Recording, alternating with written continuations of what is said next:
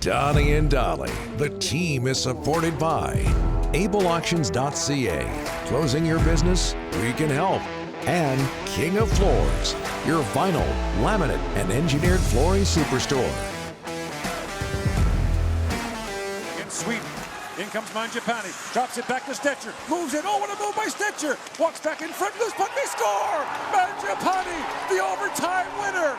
And Canada's on to the semifinals.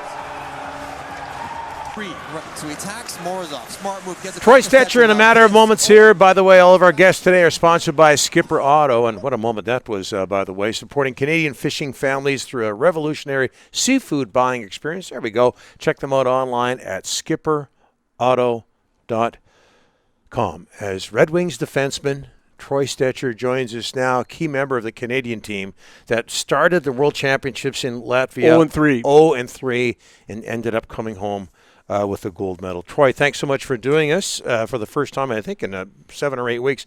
How are you, sir, and congratulations. Good, thank you. Thanks for having me back on the show. Are you catching up on your sleep? Yeah, yesterday was a full travel day, so when I got back to Vancouver, just tried to stay up as late as I could, and then just to kind of shift the body clock, and then tried to sleep in as late as I could this morning. What was the celebration like, Troy?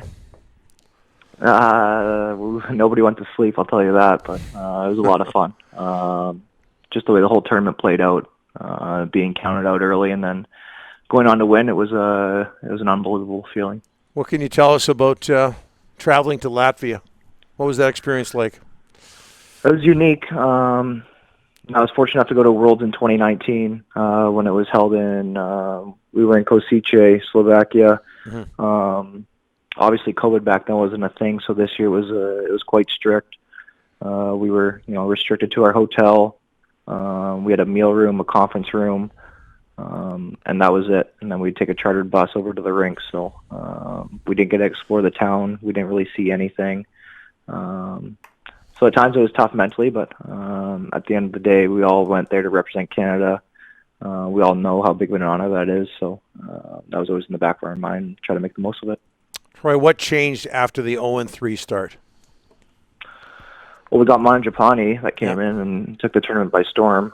That was obviously huge for our group, but honestly not much. Aside from the U.S. game where we lost 5-1, which it wasn't a 5-1 game. I don't think we deserved to win it, but those first 3 games we probably should have started 2-1. And I know it sounds like an excuse, but it's true. We couldn't score. We were having troubles getting the puck in the back of the net. The European teams over there on the bigger ice, they play a certain style. Once they get a lead, they really trap the neutral zone. They clog the middle of their defensive zone. They block a ton of shots. And, it was just tough to get the puck to the net. So once we started playing with a lead and we got a lot more confidence, it really paid off. Troy, the dangle, tell us, the hands. Talk about that play. Yeah, I said it after the game, but I did it in practice actually the day before, surprisingly, and then Shane Doan at dinner came up to me and asked me why I never do it.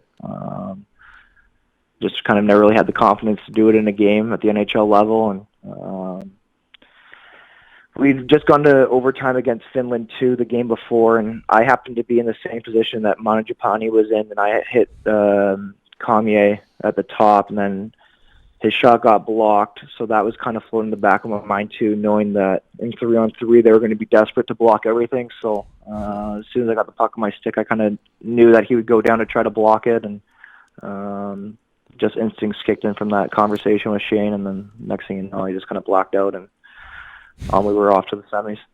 Troy, the hands, we had a question from Marty in Richmond. How did the lacrosse skills help your hockey game growing up? I think it correlates a little bit. I'm sure it plays a bigger factor than I probably think, but I haven't played lacrosse since I was maybe 13 years old. But there's a lot of similarities in the game, hand-eye coordination, obviously, wrist movement, so I definitely think it played a big factor. Did you have more creative freedom over there, Troy, than you would playing for the Red Wings or the Canucks? I wouldn't say that. I think I was put into a position to, succeed. And they really leaned on me in that tournament. Like, I played a ton of minutes, and with minutes comes confidence, and with confidence you just elevate your game. And I just kind of felt like I was back in college, back in juniors, kind of being that go-to guy, and it was nice to be in that position. What was Gerard Gallant like to play for? You said a lot of ice time, so I'm guessing you liked it. 7 minutes. Yeah, final. Yeah, he was super fair. He was really hard. He's a great coach. He's going to be back in the NHL next year, I'm sure, deservingly so. He was a great man to play for. I thoroughly enjoyed it. Yeah, I understand he's had interviews with the Kraken and with the Rangers. Hey, Troy, was it an easy decision to go over to Latvia? And if it wasn't, what do you think of that decision now? Yeah, it was easy for me. I was having breakfast with my girlfriend, and then I got a call from Fort Lauderdale.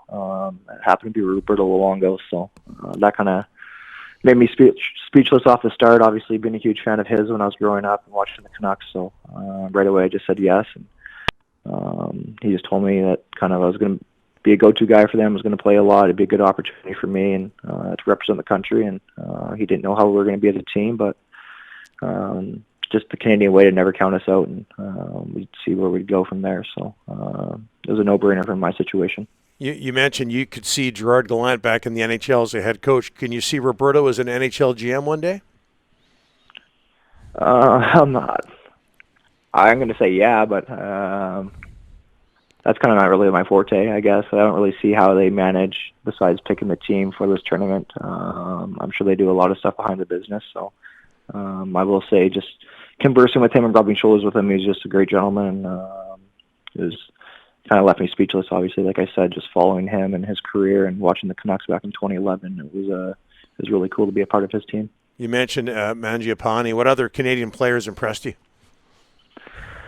Oh, this year, just call a spade a spade. We didn't have a big-time superstar player, so I think everybody played a role on this team in the success that we had. But I think Connor Brown, I think he led the tournament points. He was really fun to play with.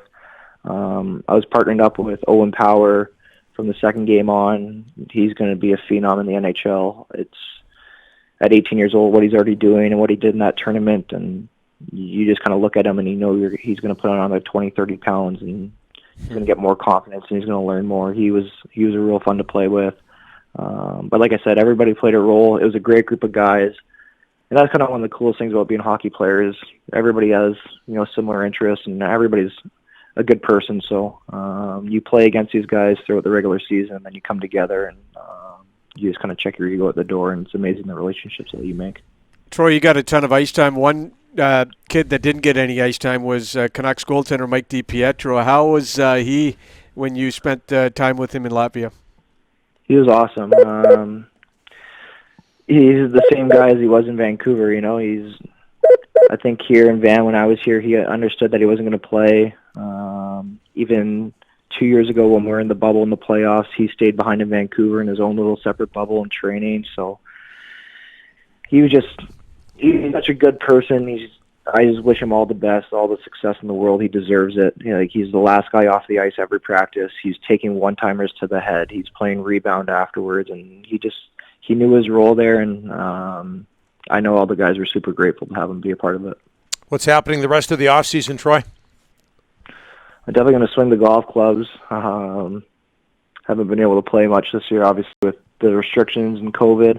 So I'm excited to do that, and then get back in the gym as soon as I can here and get back on the ice and start training.